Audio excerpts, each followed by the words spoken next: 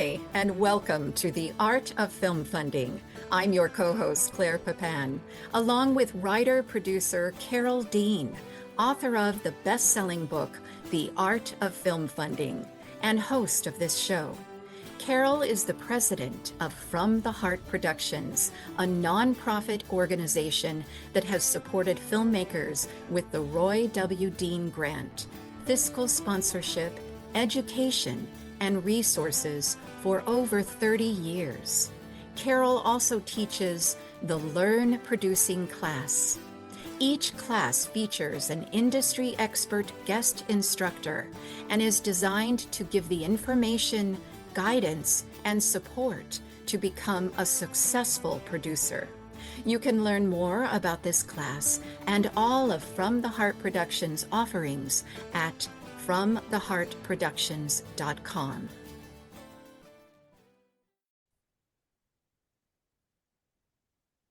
What happens when a neighborhood asks for one dangerous street to be made safer and discovers that the fight is really about power, money, and who gets to shape the future of a city? Stay with us as filmmaker Ben Wolf reveals how he transformed that battle into his feature documentary directing debut, Changing Lanes. Hello, so glad you could join us on the Art of Film Funding. I'm Claire Papin, co-host and co-producer, alongside Carol Dean. As mentioned before, Carol is the author of the best-selling book, The Art of Film Funding, Alternative Financing Concepts, and the founder and president of From the Heart Productions. For more than 30 years, From the Heart has supported independent filmmakers through the Roy W. Dean Grants, fiscal sponsorship, education, mentorship, and a community dedicated to helping important films reach the world. Today's guest understands documentary filmmaking from nearly every side of the camera. Ben Wolf is a producer, director, and director of photography whose cinematography and producing credits include the feature documentaries Note by Note, Ride, Rise, Roar, Loving Lampposts, Obit, The Happy Film, and Keeper of Time. Splitting his time between Brooklyn and Sicily, Ben is also an avid cyclist. His relationship with cycling, documentary storytelling, and the streets of New York came together in his feature documentary directing debut, Changing Lanes. The film begins after the tragic hit-and-run death of a beloved teacher in Greenpoint, Brooklyn. His death helps ignite a grassroots movement to transform the notoriously dangerous McGinnis Boulevard from a 4-lane roadway into a safer street with protected bicycle lanes. Today, we will discuss how Ben moved from cinematographer to director, how he found and financed this story, how he filmed a politically charged community conflict, and what independent filmmakers can learn from creating an urgent documentary close to home. Ben, welcome to the Art of Film Funding, and now I'm delighted to turn the conversation over to Carol Dean. Thank you, Claire. And Ben, welcome. We're delighted to have you with us. You really have photographed and helped produce an extraordinary range of documentaries, but Changing Lanes marks a significant new chapter for you as a feature director for documentaries. So I'm especially interested in how you recognize the larger story inside of this local conflict and how your background as a cinematographer helped you capture the people, the politics, and the changing emotions surrounding it. Well, thanks for having me. Those are some really big questions you just came up with there. Yeah, so just to give you a little background about my history, I went to film school at Columbia University, the graduate program in the late 90s, and studied directing, and that was more focused on narrative filmmaking, that program. And upon graduation, I wasn't really getting hired to direct narrative films or any films really, as it's always a wake-up call when you leave film school and then you have to transition into a career. And for a variety of reasons, I fell into cinematography. That was a thing that I enjoyed doing and found I was reasonably good at and could actually make a living doing it. And subsequently, for the last 25 or so years, that's mostly what I've done is worked as a cinematographer on all sorts of projects, narrative films, documentary films, commercials. But over time, documentary became sort of more meaningful to me and the kind of work I was most excited to be doing, where the kind of work that I felt was actually making some kind of positive difference in the world. And so for some time I still had this dream of directing, but it's difficult, especially when you're busy working on other people's projects.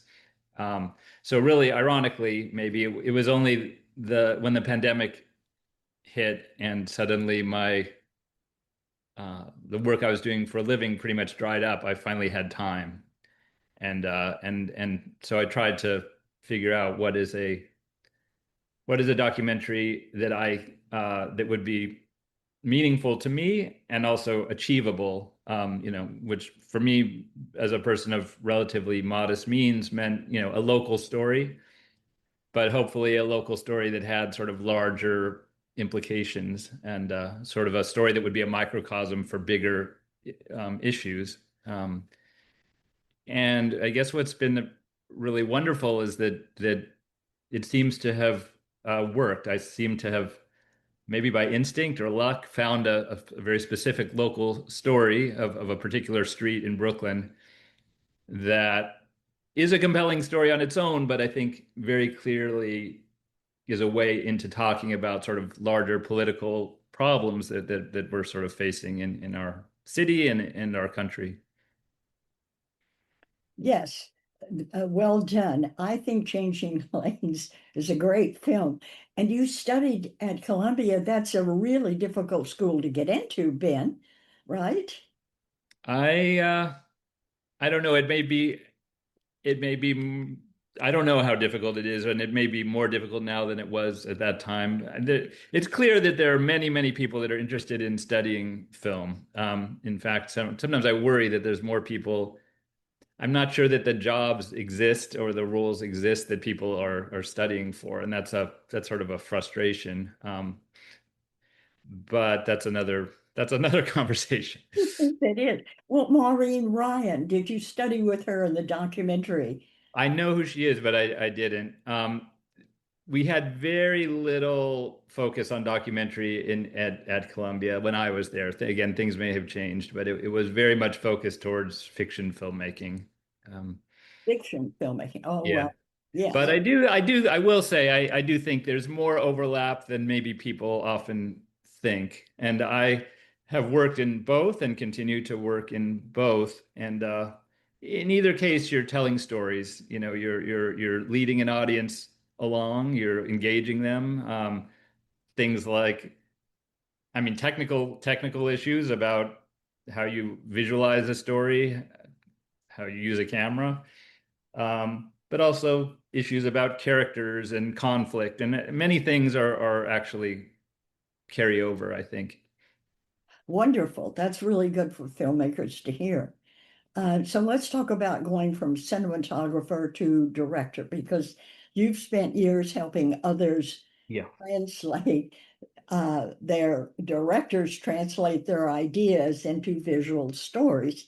So, what made you decide that Changing Lanes was the film that you needed to direct? Was there a particular moment when you realized that this is my story and I can tell it? Right. Well, I will say, for one thing, having shot, I don't know, maybe a dozen feature documentaries, and now being in my 50s, I'm often working at this point with younger directors and less experienced directors. And documentaries are usually a very small team. It's often maybe 4 or 5 people really making the movie. And so I often felt like I was sort of almost co-directing some of these projects, which is fun and it's exciting to be sort of creatively engaged, but it's also a bit frustrating for the ego because I'm doing work and then but then whoever is the director gets all the credit. So it's something for I felt what I'm trying to say I think is I felt quite well prepared at this point, having done this for as long as I have, and and although a cinematographer technically is not a director, there is a lot of overlap and a lot of collaboration with a director, especially in the heat of battle. Like, what should we be shooting now? How should we shoot this? The event's happening right in front of us. Often, we have a quick conversation and then it happens. Um, as so when the time came and or I had time to again to do my own thing, as was mentioned, I've been pretty passionate about cycling for my whole life. I used to race bikes.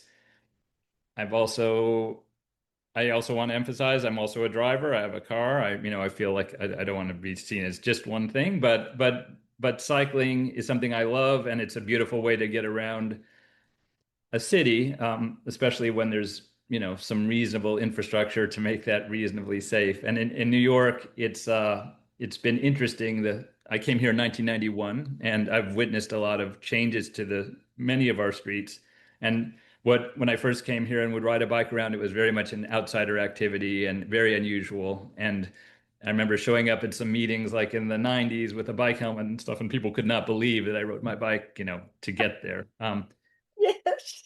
Nowadays, it's pretty mainstream. I mean, we have a bike share system. It's the biggest in the country with hundreds of thousands of people a day using that system. Um, so it's been fun seeing something that I was a part of become more and more popular. And the changes to the street have also been, often exciting. Like, wow, now I feel it does feel in many places much safer and more accommodating than it used to.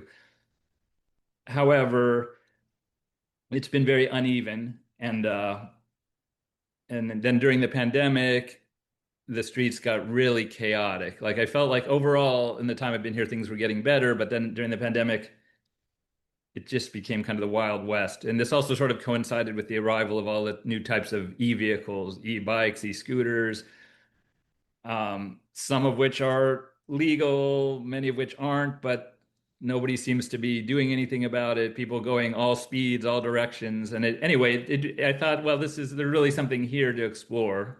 And so I started looking for a particular story, and I was shooting, going to a bunch of different meetings about different streets and different safety projects. And I came to one particular meeting that's featured in the film. It was held in a private business held this meeting to discuss uh, McGinnis Boulevard. It was billed as a public meeting, but then they locked the door and kept out the folks that disagreed with the people organizing the meeting. And it was so over the top.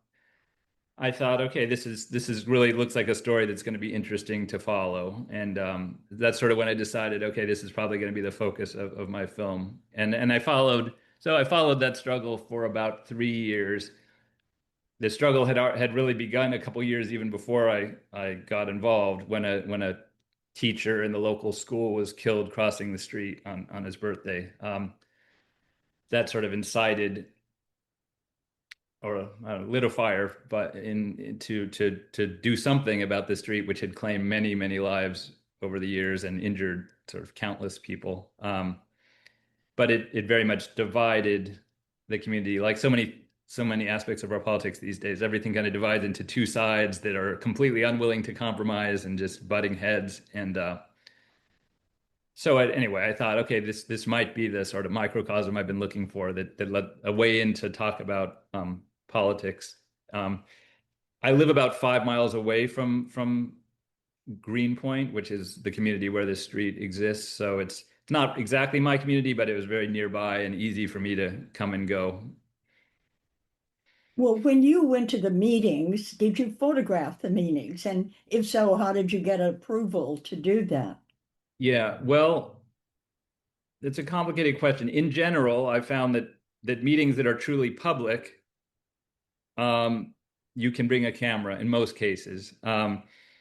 Sometimes it's better not to ask. And many of those public meetings I just photographed with the phone because I didn't want to be challenged. And a thing that has changed recently is that phone cameras are good enough for often. I used a variety of sorts of cameras and devices in my film, but many of the public meetings it was often just a phone because again I didn't want to draw attention to myself. I just wanted to capture what was going on. It may not look quite as nice as using bigger cameras, but everything is a trade-off, and I sort of had to decide on a case-by-case basis what's the best way to capture what's going on here without interfering or becoming making an already heated situation even more heated than it already was. Absolutely. No, Bobby Mortis, another filmmaker I love, says I'd rather apologize than to ask. So you did the right thing. You got the shot. That's the main thing. Did you get the shot? Yes, you did. That's for a documentary filmmaker, that's really important. That was so smart.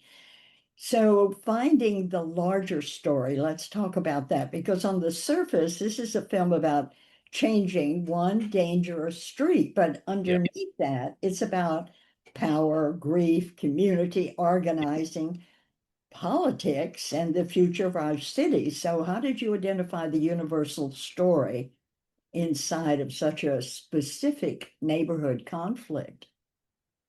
Right. Well, it's a somewhat organic process. I mean, as I was following this story, I was reading a lot of books on the subject of New York infrastructure, starting with The Great Power Broker, the book that many people know, about Robert Moses and his impact on the design of New York City. It became increasingly clear to me that to tell this story well involved giving good context, good historical context, and understanding how this street fit in with, how it's similar or different from many other streets in the city. Um, so sort of naturally, I started lining up interviews with people that could talk about these things. Uh, I guess the most central or most important figure in the movie is Jeanette Sadik Khan, who ran the transportation department under Mayor Bloomberg and is considered sort of one of the titans in the history of the design of New York. I mean, Robert Moses is the one that everybody talks about as number one as far as really shaped the city. But after him, Jeanette Sadik Khan is probably the next biggest person.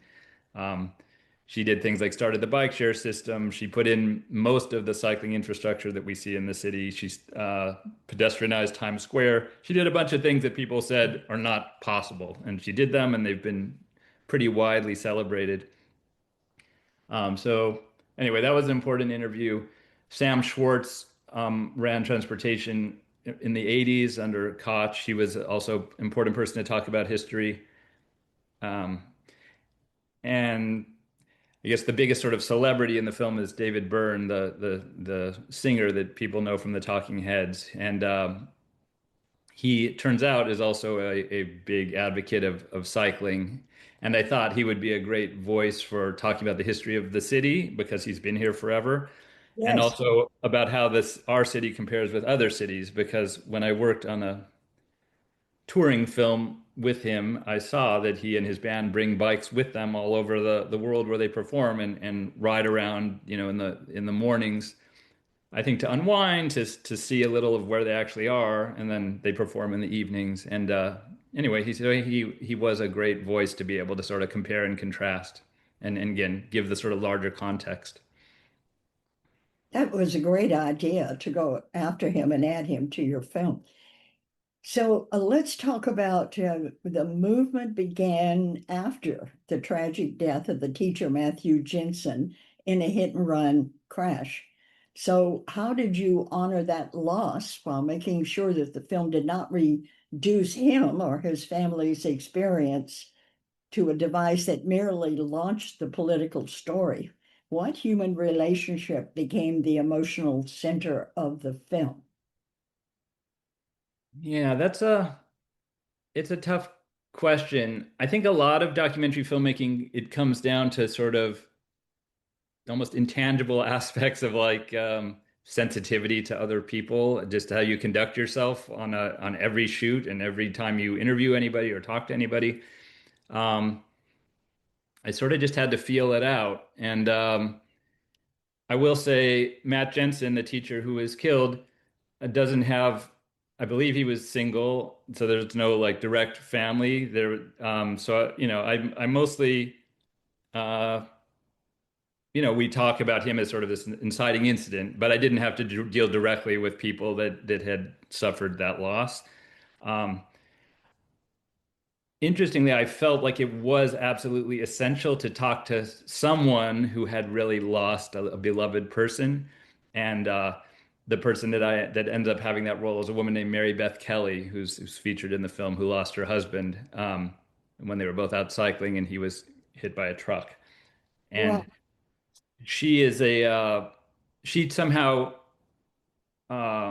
was able to transfer her sort of loss and tragic situation into activism, and she's sort of one of the leaders of the sort of safe streets movement in the city, and a lovely woman, and that was my most sort of direct engagement with someone to whom it's extremely personal. Um, Also, the activists that are featured in the film who live in that community. Um, I feel that my relationship with them, like they're the ones that really had the most direct relationship with the teacher, and their sort of passion to like again do something about this and sort of not just let not merely say, oh, this is extremely sad and we're not going to and we're just going to be grieving, but again, I'm very motivated by people that transfer that translate tragedy into positive action, and I think those people should be celebrated. And I think that's the best way to honor anyone who's you know honor these losses is to sort of celebrate that at least that they are being used to make the world these terrible events can be um, motivation to make positive change. exactly. So, but you had to talk to people on both sides of the conflict Yeah. and as a good documentarian, bring us both sides of an issue. So, were there people who refused to participate because they believed the film had already chosen a side, or were you okay with that? Tell us about getting Yeah, that. that's maybe the biggest challenge, and maybe in some way something that perhaps could have been better. I absolutely try. When I would show up at various events, I would often get this question of whose side are you on? And I would say, I'm not on the side. I really, and I meant it. I'm not, everybody in the world has their own personal feelings, and I'm no different than that. But again, I'm somebody that I'm a pedestrian, I'm a cyclist, I'm a driver, I do all of these things. I think streets need to accommodate all of these activities that people do on them. And so I tried to present, and I also, although I think my sympathies are sort of clearly more with the side of change than the side that rejecting change, I tried to be respectful of everybody and give everybody an opportunity to express their point of view. The side, uh, the organization which calls itself Make McGinnis Safe, that was really promoting the change, was very open to participating and sharing their feelings and their events with me. The side that opposed the change, which was called itself Keep McGinnis Moving, was a significantly tougher nut to crack. I was able to shoot um, a bunch of the events of the folks that were against change, but they were a lot less open to talking. They never exactly said no, but they also sort of never said yes, and I gave them ample opportunities. I feel like ultimately that's all you can do. You can ask, and I did many times. And also, ironically, of course, when the movie was done, their PR person suddenly emails me, "Oh, I'm concerned about how we're portrayed in your movie." He hadn't seen the movie, but he was concerned. But I said, "Look, I gave you guys every opportunity to participate. If you choose not to, I'm sorry. This is a little late for that sort of concern." Well, I that's do, I, interesting. I do think also these fights or these kind of there's an author, Naomi Klein. She wrote a book called Doppelganger that I read during the making of this movie, which I also found highly relevant. Um, and there's something about our politics now where every fight sort of breaks up into two groups, and the two groups are completely at odds, and they often weirdly mirror each other. So both, but it's often a sort of false mirroring. Like the group that wanted change was saying we need to make the streets safer. Supposedly up to a couple hundred people were probably killed there over the years. It's a lot. Goodness. Yeah. And but then the group that was against the change would also frame it as a safety issue. They'd say, well, if you reduce the car lanes, ambulances won't and fire trucks won't be able to get to emergencies in time, and people will die. I mean, it becomes very muddled and confusing because both sides will.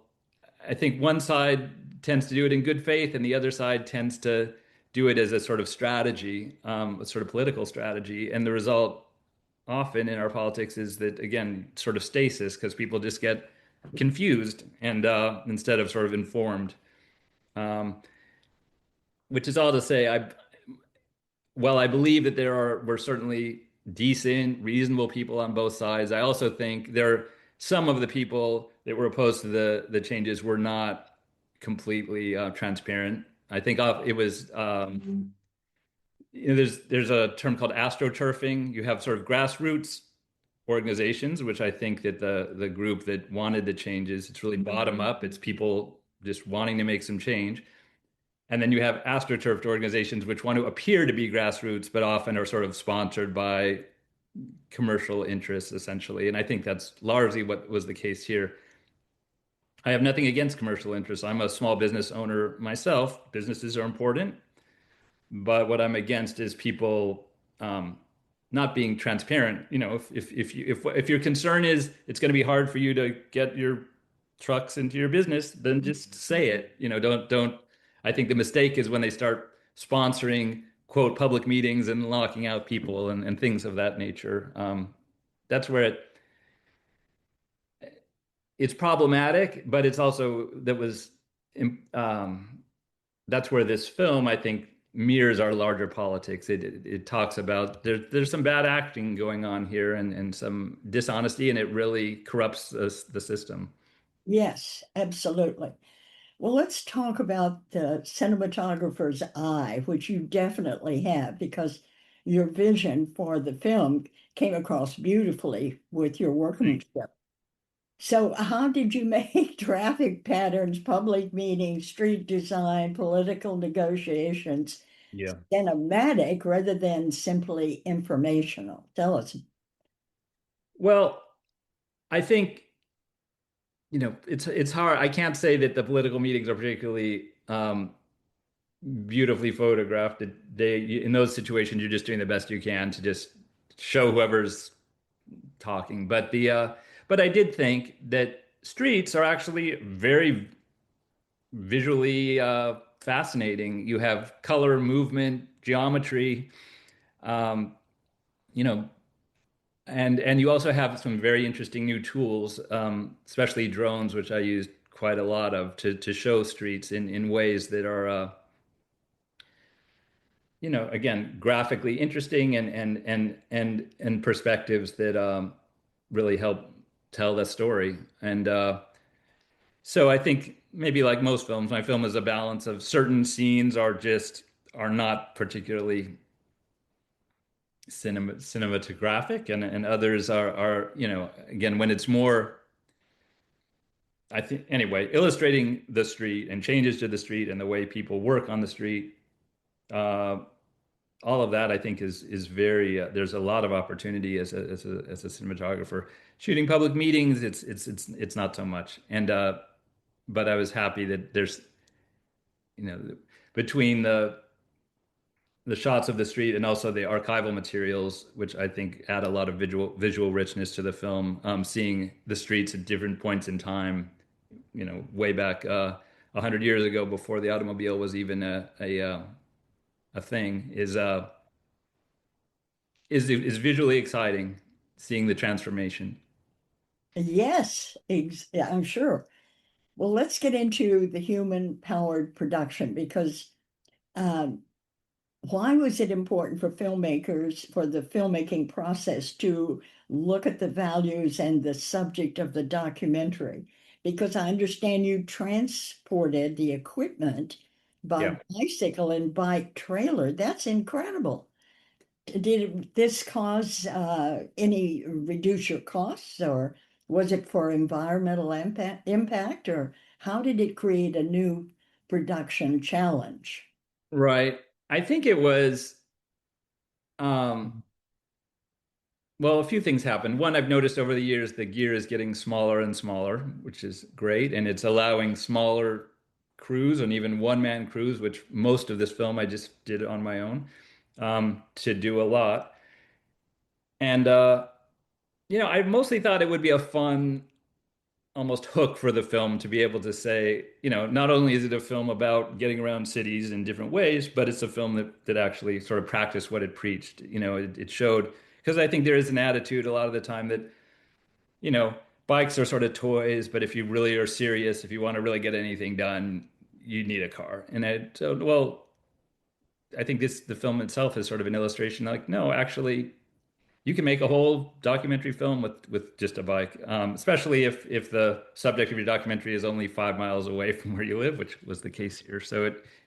Um, I also initially thought when I was sort of conceiving of the project that I would be sort of a bigger character in the movie, and I thought that maybe my, traveling from location to location would be woven into the story. That sort of ended up on the cutting room floor. The story ended up being rich enough with enough characters. I just felt like I didn't need to be a significant part of it. But I do like the notion that I was getting there. Um, you know, that again, that I was using this form of transportation and to really show off how much you can do. I would also add that it was a sort of challenge to me of can I actually make this movie again, sort of mostly by myself. I'm talking about the production and not the post-production where I had a lot of help. Um, and that's not a way I normally work. And it's challenging because it's exhausting and there's a lot of responsibilities if you're it's very easy to go somewhere and just shoot B-roll, to go to some, okay, they're going to be painting the street today, you go and you shoot them painting the street. But it's more challenging when I'm going to do an interview today, so I have to show up at somebody's house, bring in all the equipment, set up the camera, set up the lights, set up the sound, now sit down, talk to them, and sort of be paying attention to what they're saying, but also the way it looks. It's a lot. I'm not sure I recommend doing a movie this way, but it was an interesting challenge, and I was able to do it. And there are some pluses to it. I think, I mean, besides that, it's obviously keeps your costs down. One of the challenges in documentary is always that you sort of have un that your sort of production interferes with sort of capturing something real or something authentic. Like just even shooting an interview when there's a sound person hanging over everybody and a camera person back there. It's just the interview subject is often just nervous and very self-conscious.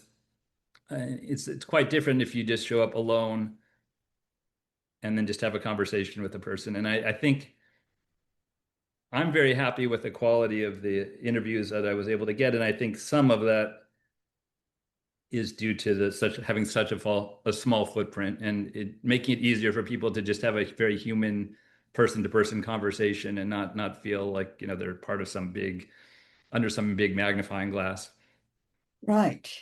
Well, is working as a producer or director and a director of photography. Yeah. So those are the three top jobs. To do all of them yourself puts a lot of responsibility on you. So I guess by the time you got to the location, first you have to set it up, Yeah. convince them, get there, set everything up, and sit down. That was a great relief just to be ready with your questions. So putting the I, questions together was really important, right? Yeah, I would add, I guess the reason that maybe this all worked out is also because I shot over about a 3 year period. It wasn't like, oh, it wasn't like we have to do everything in 2 weeks or a month and do a intense schedule. It was very spaced out. It felt almost like a yoga practice or something. I sort of had this rule to myself, like, I just want to shoot something every week. Wow, how Like an wonderful. event.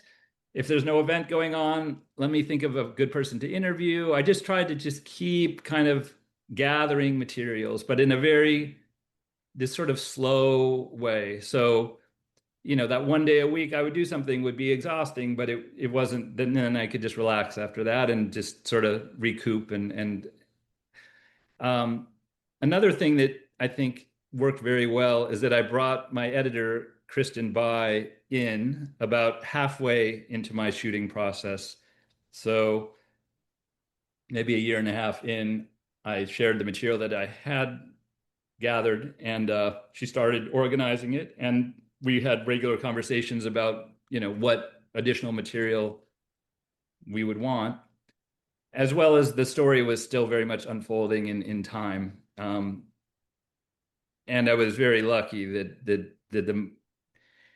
during the production period, it really did come to sort of an ending and an interesting and exciting ending.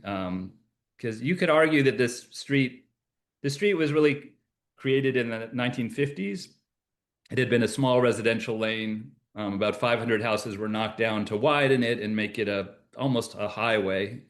And ever since then, it was problematic, and ever since then, people were unhappy. But you could argue that there was a 70-year struggle to do something. And I was in a way lucky that I started my documentary at the very, at the very end of that struggle in the 3 year period where actual change finally happened. Which also tells you something about documentary. There's a big luck element. You never, if you're following something that's happening in real time, as opposed to like a historical documentary, you really don't know exactly what's going on, and you do have to sort of follow things where they go. And Yeah, if you're lucky, they go in a really dramatically satisfying direction, which was the case here. But I could have just as well not. And honestly, for most of the time I was making this movie, I didn't expect the surprisingly positive uh, conclusion that it has. I don't want to give away everything that happens in the film, but there was a great deal of luck involved, and I think that's just part of the game. absolutely. But I want to commend you on getting your editor involved so early. Is he a friend or how did Uh, you do it's that? a woman, Kristen Bai. We had worked on other projects or other things I had shot. She had edited, and especially a movie, a documentary called Obit, directed by Vanessa Gould, about the obituary department of the New York Times. Kristen had edited that, and I thought done such a spectacular job that I always thought she would be, well, especially for this subject. She also used to live in the neighborhood that my movie is set in. I thought she's the right person to do the job. So anyway, because we've known each other, fortunately, she agreed to participate. And her only condition, actually, because editing is hard, and as you know, and she was pretty firm that she only wanted to work on it about 3 days a week, and I was fine with that. I was saying I'm only shooting 1 or 2 days a week. Go ahead, and this is not we're not in a rush. I knew this was going to go on for quite a long time, so that's how we worked. It was again, it was sort of slow and dispersed over quite an extended period. But it all came together. It's definitely a marathon. I mean, documentary making is always a marathon. This Yeah, felt even maybe more the case than usual. And there were certainly times when I mean, I think the difference between being a cinematographer and being a director in a way is when you're the director or the producer and the director, you really have to supply that sort of psychic energy to like get the thing done and to move it forwards. When you're the right. cinematographer, you just get a call or an email saying, show up tomorrow and do the job, and you do it, and that's fine, but you're not driving it in the same way. Um, in this case, I just felt like I just had to just keep moving forwards. And sometimes it's hard to keep your enthusiasm, and you start to wonder, is this really going anywhere? Is there anything here? And but I guess I've been through this process enough to kind of know that there are going to be periods that are where you feel kind of down about it, but you do have to push through, and that's just the way it works. Well, that was a brilliant opportunity to be able to talk to another person who had the images in their head Yeah. and the story so that the two of you could make sure you were telling a good story.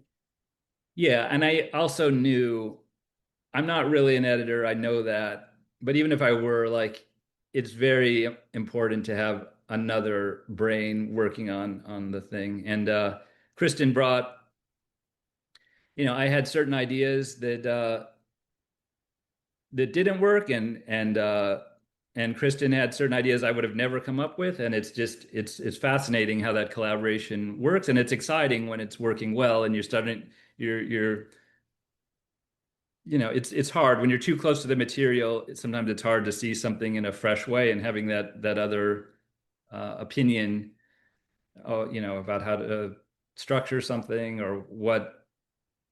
Anyway, there's an awful lot in the film that I would not have come up with alone, and she just, I think in most documentary, like, the editor is almost as important as the director, and that collaboration is so important.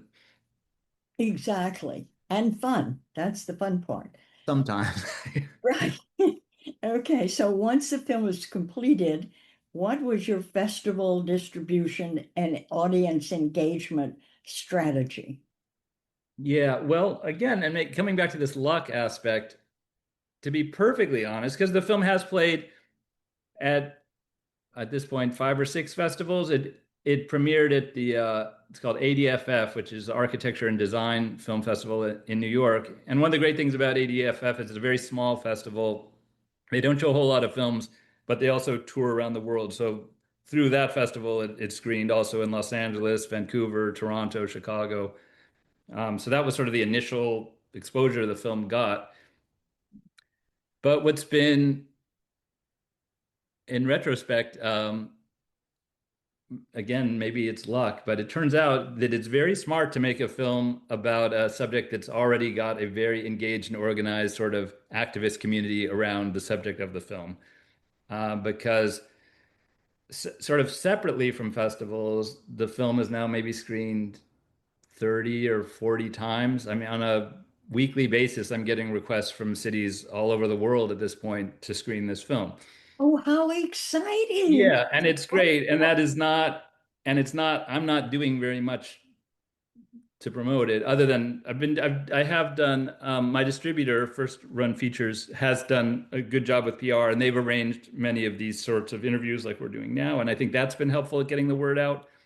But, anyway, some people are so engaged with urban transportation, and it's in every big city, that I think there's a real appetite for this kind of content, and it's been really exceeding my expectations that people would come to me and ask for things rather than me trying to push, push, push, which is hard. Well, how do you like First Run? Are they taking good care of you? So far, so good. It only we had a small commercial theatrical release in Los Angeles in April, and only last month we've started streaming on Amazon and Canopy.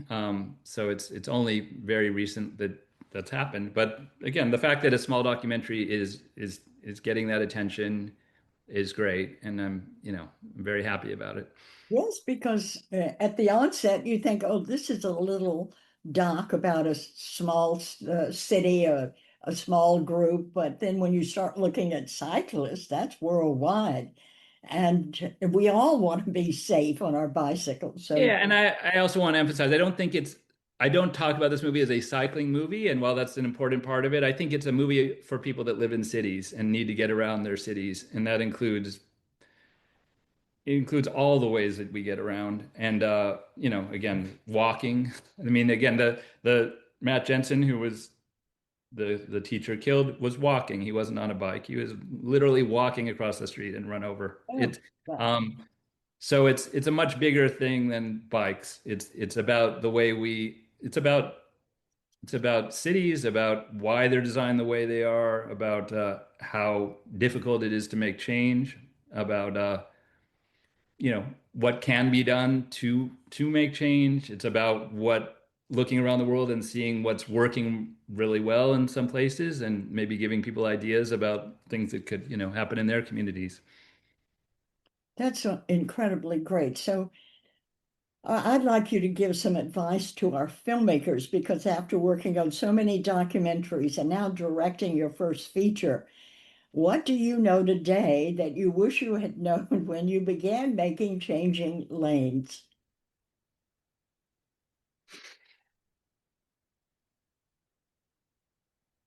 Hmm.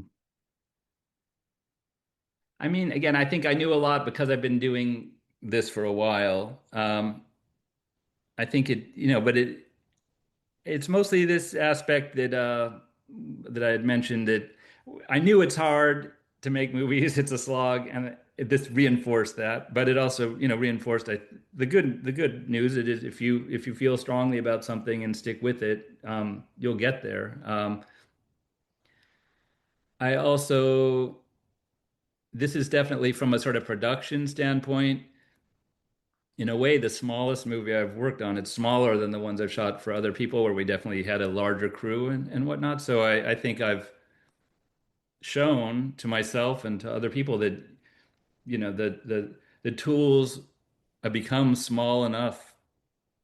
You can do a lot with just a couple of people, and that having I think the most important thing, again, which has always been true, is the most important thing is having an interesting subject and following it. And it's very these sort of human factors. I think more important, finding a good story, finding people that are willing to be comfortable, finding a way to make people comfortable around you so that you can actually get something real.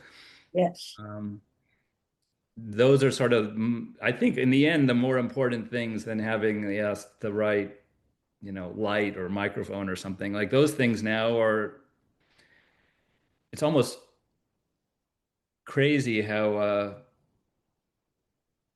accessible a lot of these tools are now, and that's really good news. I mean, it does mean that all you need, the good news is all you need is a great story. The bad news is really hard to find a great story. Like, But sometimes the story will find you. yes, yeah, that's right.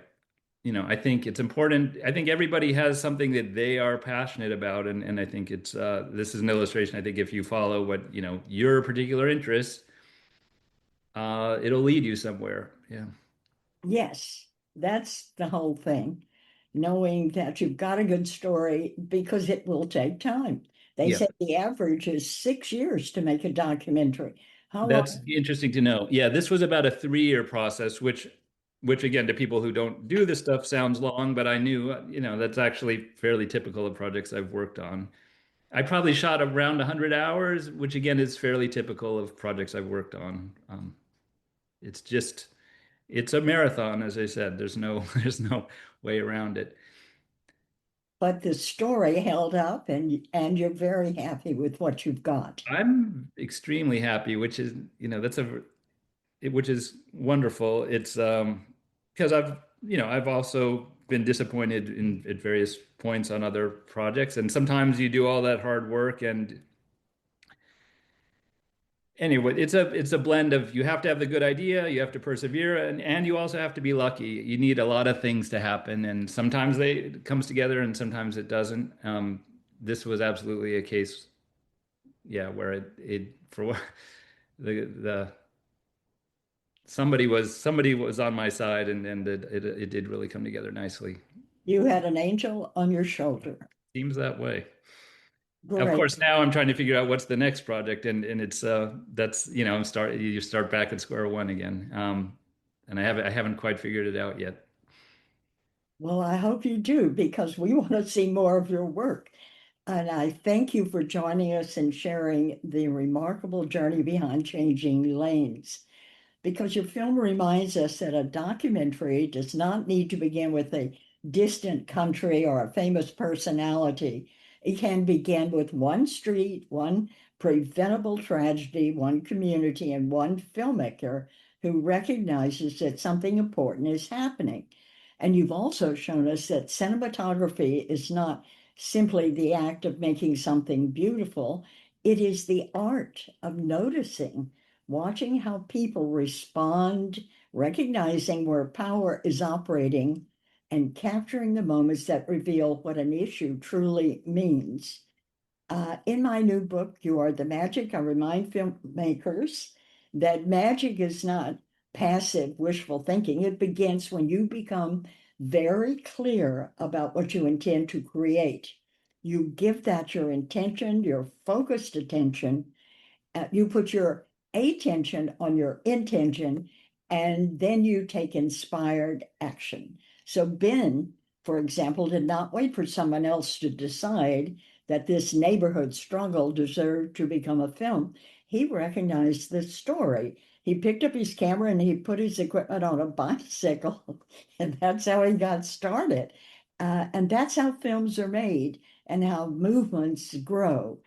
And From the Heart, we believe in the power of independent filmmakers through our 5 annual Roy W. Dean grants, sponsorship, education, and filmmaker programs.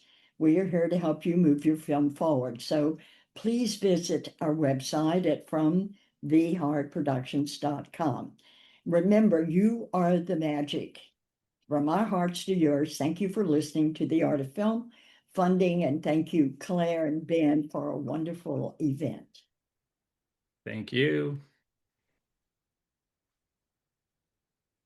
Now, in its second edition, Carol Dean's popular book, The Art of Film Funding, has 12 new chapters to cover all areas of film financing and how to avoid expensive pitfalls. Learn how to start with an idea and end with a trailer, how to make an ask for money, create your story structure and your trailer, legal advice, fair use, successful crowdfunding, how to ask for music rights, and what insurance you can't shoot without. Available on Amazon under Carol Dean and at FromTheHeartProductions.com. I want to remind our listeners that David Rakelin is a brilliant and talented award-winning musician who scores films and can compose music for a trio or for a full orchestra. David is a very good friend to the independent filmmaker and comes highly recommended by From the Heart Productions. If you need music to help tell your story, please contact him at davidrakelin.com. That's David, RAIKLEN.com. And Carol and I want to thank you for tuning in to The Art of Film Funding. Please visit our website at FromTheHeartProductions.com. You can also find us on Facebook and Twitter. Good luck with your films, everyone.